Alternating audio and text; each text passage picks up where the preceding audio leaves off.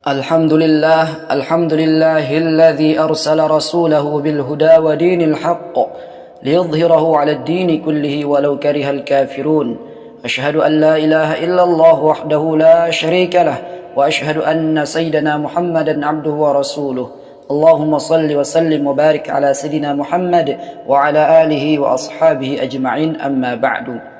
فيا عباد الله، أوصيكم ونفسي بتقوى الله وطاعته لعلكم تفلحون. قال الله تعالى: يا أيها الذين آمنوا اتقوا الله حق تقاته ولا تموتن إلا وأنتم مسلمون. Ma'asyiral muslimin, jamaah Jumat yang dimuliakan Allah. Dalam menjalankan ibadah kepada Allah, manusia akan senantiasa dibayangi dan diiringi dengan berbagai rintangan dan cobaan yang datang dari musuh mereka, yaitu syaitan laknatullah alaih. Karena syaitan telah berjanji akan terus berusaha menggelincirkan manusia dari jalan Allah, agar manusia menjadi orang-orang yang rugi dan kelak menjadi penghuni neraka Allah Subhanahu wa taala bersama mereka. Ma'asyiral muslimin rahimakumullah. Selain syaitan, manusia juga perlu mewaspadai hal-hal negatif yang ada dalam diri mereka, yang juga bisa menggelincirkan manusia, yang juga bisa menjadikan manusia itu celaka jika ia lengah darinya. Apa saja hal negatif yang ada dalam diri manusia yang perlu mereka waspadai? Rasulullah sallallahu alaihi wasallam bersabda, "Fa ammal muhlikatu fashuhun muta' wa hawa muttaba' wa i'jabul mar'i bi nafsihi." Tiga perkara yang membinasakan manusia. Yang pertama, kekikiran yang ditaati. Yang kedua, hawa nafsu yang diikuti. Dan yang ketiga adalah seseorang merasa ujub, merasa bangga dengan dirinya. Ma'asyiral muslimin rahimakumullah. Inilah tiga hal negatif yang harus diwaspadai oleh setiap manusia agar ia selamat di dunia dan di akhirat. Yang pertama tadi adalah syuhun muta', sifat kikir yang ditaati.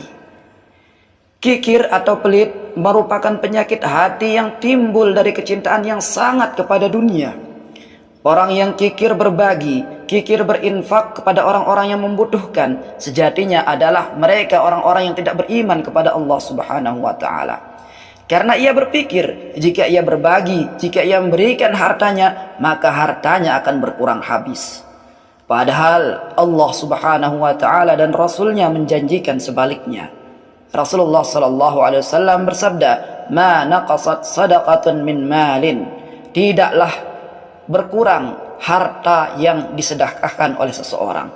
Dalam hadis lain disebutkan, "Bal yazdad, bal yazdad." Bahkan ia akan bertambah dan bertambah. Ma'asyiral muslimin rahimakumullah.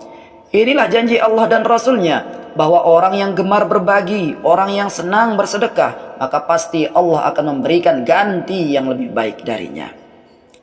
Tapi sekali lagi, orang yang kikir seakan tidak percaya dengan janji Allah dan Rasulnya ini. Ia terus saja mengumpulkan dan menyimpan hartanya. Ia tidak peduli dengan orang-orang yang ada di sekitarnya yang membutuhkan. Hingga akhirnya ia menjadi budak dunia. Ia melupakan akhirat dan menjadikan dunia menjadi satu-satunya tujuan hidup. Dan itulah pangkal dari kesengsaraan yang abadi. Na'udzubillahi min zalik. Rasulullah sallallahu alaihi wasallam bersabda, "Al-bakhil ba'idun minallah, ba'idun minan nas, qaribum minan nar." Orang yang bakhil, orang yang kikir itu akan jauh dari Allah, jauh dari manusia, dan dekat dengan api neraka. Hadirin jamaah Jumat yang dirahmati Allah. Lalu hal yang membinasakan bagi manusia yang kedua adalah hawa nafsu yang diikuti. Nafsu dalam diri manusia cenderung akan mengajak manusia kepada hal-hal yang bersifat duniawi atau hal-hal yang bersifat kesenangan yang mengarah kepada kemaksiatan. Oleh karena itu, berjuang melawan dan mengendalikan hawa nafsu ini dikatakan oleh Rasulullah sallallahu alaihi wasallam menjadi salah satu jihad yang terberat. Ketika Rasulullah sallallahu alaihi wasallam pulang dari medan pertempuran, beliau bersabda kepada para sahabatnya, "Raja'na min jihadil asghar ila jihadil akbar." Kita sekarang sedang kembali dari jihad yang kecil menuju jihad yang paling besar. Para sahabat bertanya, "Wa ma jihadul akbar ya Rasulullah?" Apa jihad yang lebih besar itu wahai Rasulullah? Maka Rasulullah sallallahu alaihi wasallam bersabda, "Jihadun nafsi, jihad melawan hawa nafsu. Hadirin jamaah Jumat yang dirahmati Allah. Jika kita berhasil menundukkan hawa nafsu, maka tentu kita akan menjadi orang-orang yang beruntun. Allah Subhanahu wa taala menjelaskan dalam Al-Qur'an, "Wa amma man khafa maqama rabbuhu wa nahan nafsa 'anil hawa, fa innal jannata hiyal ma'wa." Adapun orang-orang yang takut dengan kedudukan Tuhannya serta menahan hawa nafsunya, maka surgalah tempat kembalinya. Namun jika sebaliknya, maka tentu kita akan menjadi orang-orang yang sengsara dan binasa.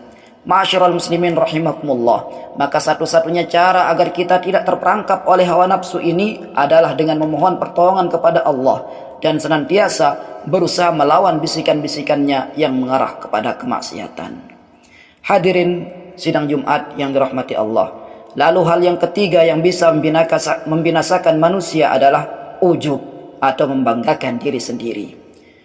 Orang yang merasa bangga dengan amal solehnya, bangga dengan ilmunya, bangga dengan harta dan jabatannya, yang semua itu menjadikannya menilai orang lebih rendah dari dirinya, maka ketahuilah orang yang seperti ini adalah orang yang tertipu dan orang yang binasa.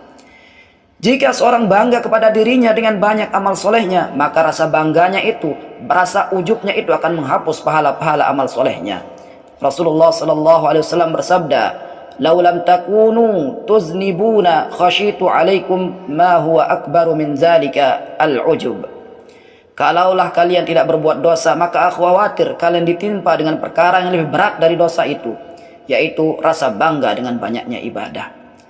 Hadirin kaum muslimin rahimakumullah. Oleh karena itu penting untuk kita semua agar selalu mengintrospeksi diri ketika kita beribadah. Ketika kita bisa melakukan amal soleh, kita i'tiqadkan dalam hati kita bahwa hakikatnya kita ini tidak bisa apa-apa. Allah lah yang memberikan kita hidayah dan kekuatan untuk melakukan amal soleh tersebut. Dengan begitu insya Allah sedikit tidak kita akan terhindar dari sifat ujub yang berbahaya ini. Ma'asyiral muslimin rahimakumullah. Demikianlah tiga hal yang bisa membinasakan diri kita semua. Mudah-mudahan Allah Subhanahu wa taala memberikan pertolongannya kepada kita untuk menjauhi semuanya agar kita menjadi orang-orang yang selamat di dunia dan akhirat. Barakallahu li wa lakum bil Qur'anil azim wa nafa'ani wa iyyakum bima fihi minal ayati wa dzikril hakim. Aqulu qawli hadza wa astaghfirullah li wa lakum wa lisairil muslimin.